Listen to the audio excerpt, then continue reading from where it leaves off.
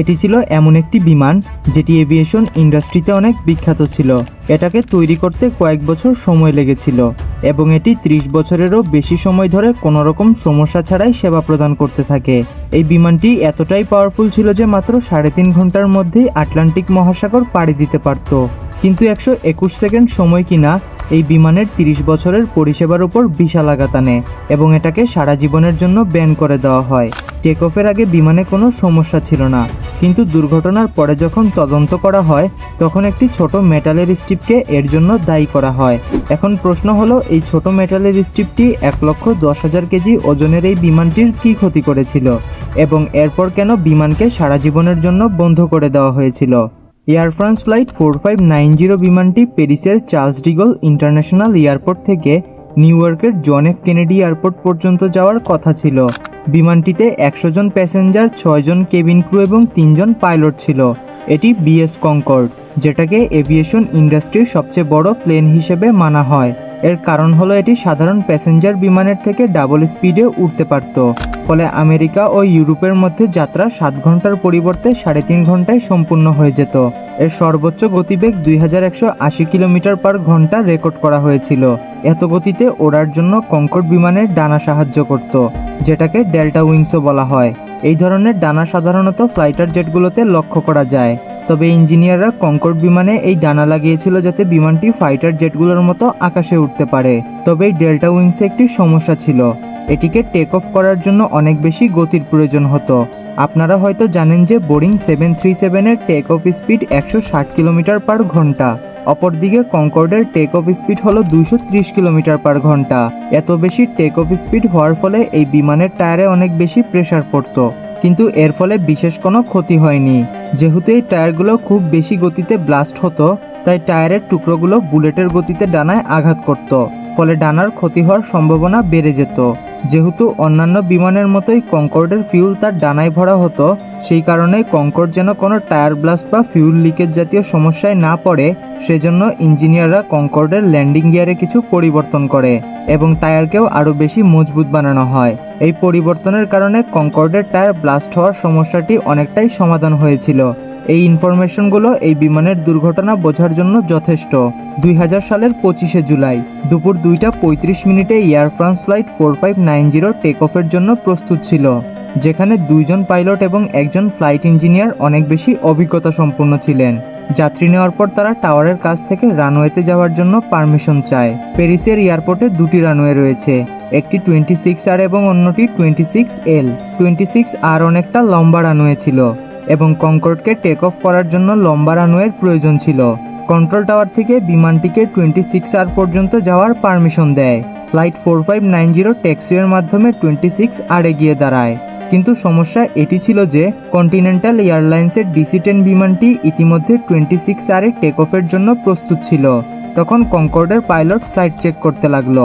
Flight check করা একটি স্বাভাবিক প্রক্রিয়া, যেটি টেক অফের আগে সবাই করে। তারা চেক করে বিমানের ওজন ও ফিউলের পরিমাণ, কারণ বিমানের টেক অফ এই সব কিছুর উপরই নির্ভর করে।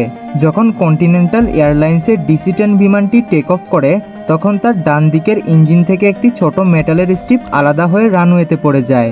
DC-10 ও কনকর্ডের মধ্যে টেক অফের টাইম এতই কম ছিল যে রানওয়ে ইন্সপেকশনের সময়ও পাওয়া যায়নি। এখন সময় এসেছিল এয়ার ফ্রান্স ফ্লাইট 4590-এর টেক অফ করার। তারা কন্ট্রোল টাওয়ার থেকে পারমিশন পাওয়ার পরপর বিমানের 4টি ইঞ্জিন পুরোদমে চালু করে দেয়। দুপুর 2:42 মিনিট থেকে শুরু হয় 121 সেকেন্ড সময়, যেটা আগামীতে কনকর্ডের 30 বছরের সার্ভিসকে বন্ধ করতে চলেছিল। কনকর্ড 26R রানওয়েতে গতি পেতে শুরু করে। 24 সেকেন্ড পরে ফার্স্ট অফিসার ক্যাপ্টেনকে জানায় যে তার 4টি ইঞ্জিন ঠিকঠাক কাজ করছিল না। 11 সেকেন্ড পর ফার্স্ট অফিসার ক্যাপ্টেনকে V1 সিগন্যাল দেয়, যার অর্থ হলো এই টেক অফ এখন আর অ্যাভয়েড করা যাবে না। কনকর্ডের মোট 35 সেকেন্ড সময় কেটে গেছে এবং 1700 মিটার রানওয়ে অতিক্রম করে ফেলেছে। 2:43 মিনিটের দিকে কনকর্ড বিমানটি বাম দিকে হালকা বেঁকে যায়। এই সমস্ত ইনফরমেশন বিমানের রেকর্ডারে রেকর্ড হচ্ছিল, যাকে ব্ল্যাক বক্সও বলা হয়। কনকর্ডকে বাম দিকে বাঁকা পাইলট করেনি, বরং এর বাম দিকের ল্যান্ডিং গিয়ার সেই মেটালের স্টিলের উপর দিয়ে গিয়েছিল, যেটা DC-10 বিমানের ইঞ্জিন থেকে পড়েছিল। কিছু সেকেন্ড পর কনকর্ডের বাম দিকের টায়ার হঠাৎ করে ব্লাস্ট হয় এখন প্রশ্ন হলো, ইনভেস্টিগেশন অফিসাররা কিভাবে জানতে পারলো যে সেই মেটালের স্ট্রিপ লাগার ফলে টায়ার ফেটেছিল?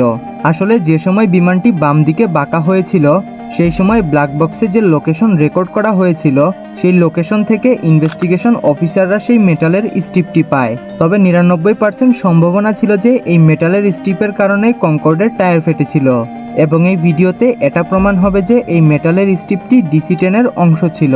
কনকর্ডের বাম দিকের টায়ার ব্লাস্ট হয়ে যায় এবং এই সব কিছু এত তাড়াতাড়ি হয়ে যায় যে এটা কেউ খেয়ালও করেনি। টায়ারের টুকরোগুলো এমন গতিতে ফিউল ট্যাঙ্কে গিয়ে আঘাত করেছিল যে ফিউল ট্যাঙ্ক থেকে ফিউল লিক হতে শুরু করে এবং আগুন লাগার মতো পরিস্থিতি তৈরি হয়।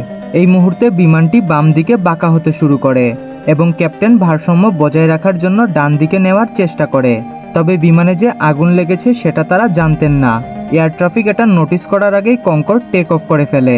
টেক অফ করার পরে বিমানের দুটি ইঞ্জিনে আগুন লেগে যায়। ফ্লাইট ইঞ্জিনিয়ার সঙ্গে সঙ্গে ইমার্জেন্সি প্রসিজার শুরু করে দেয়। এই সময় এয়ার ট্রাফিক কন্ট্রোল জানায় যে তাদের ইঞ্জিনে আগুন লেগেছে এবং তাদের তাড়াতাড়ি ল্যান্ড করতে বলে।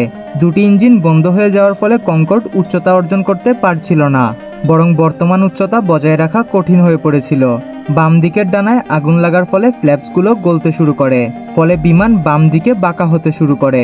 অবশেষে 121 সেকেন্ড পর অর্থাৎ 2:44 মিনিট পরে কনকর্ডের বাম দিকের অংশ খুব বেশি বেঁকে যায় এবং একটি বিল্ডিংয়ে গিয়ে ক্র্যাশ করে। এই দুর্ঘটনায় কনকর্ডে থাকা 109 জন যাত্রী ও মাটিতে থাকা 4 জনের প্রাণ কেড়ে নেয়। অ্যাক্সিডেন্টের পরে ক্র্যাশ সাইটকে সিল করে ইনভেস্টিগেশন চালু করে দেওয়া হয়। ইনভেস্টিগেশন টিম ফ্লাইট ডাটা রেকর্ডারের সাহায্যে কনকর্ডের যে অংশ বাম দিকে বাঁকা হয়েছিল সেই অংশের অনুসন্ধান করে এবং সেখানে সেই মেটালের স্ট্রিপকে পড়ে থাকতে দেখে। যখন তারা কন্টিনেন্টাল এয়ারলাইন্সের বিমান DC-10কে পরিদর্শন করে তখন তারা দেখতে পায় যে সে বিমানের ডান দিকের ইঞ্জিনের মেটালের স্ট্রিপটি অনুপস্থিত ছিল। এই ঘটনার পর বাকি সব কনকর্ড বিমানকে বন্ধ করে দেওয়া হয়।